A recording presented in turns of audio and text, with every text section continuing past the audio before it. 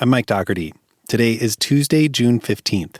Here's a look at Vermont news from www.digger.org.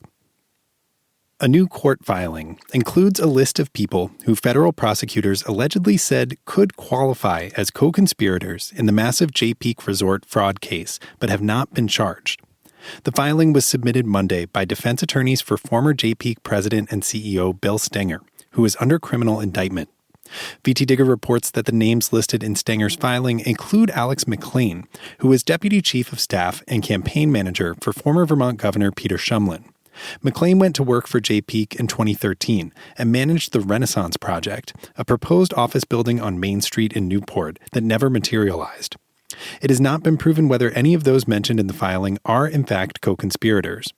Richard Rubin, an attorney for McLean, took strong exception to any assertion that his client could be considered a co-conspirator. The Burlington City Council has unanimously denied an appeal by City Place developers to waive a fee of more than $71,000.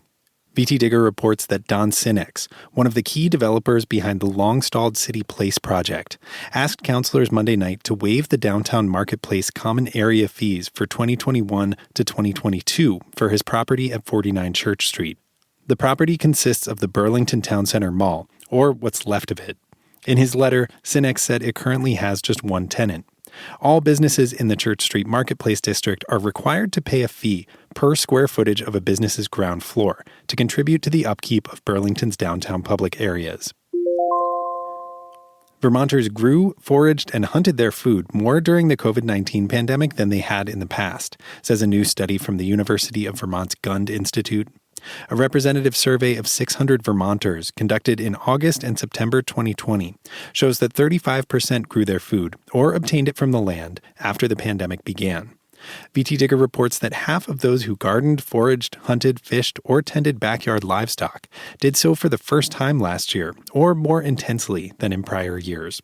Some demographic groups were particularly likely to try home food procurement, including families experiencing food insecurity, people of color, those whose jobs were negatively affected by the pandemic, and people living in larger households. James Haslam, a longtime Vermont organizer and activist, plans to step down next year from the progressive political organization he founded 6 years ago. Rights and Democracy is an advocacy group that engages in grassroots organizing, as well as candidate recruitment and training in Vermont and New Hampshire. VT Digger reports that since its foundation in 2015, the bi-state organization has grown to more than 20 staff members with chapters in multiple Vermont communities. It has also been involved in an increasing number of election campaigns. Haslam, who is the executive director, said he expects to leave the organization this winter in a position of strength after a chaotic rise. You can find all these stories and more at vtdigger.org.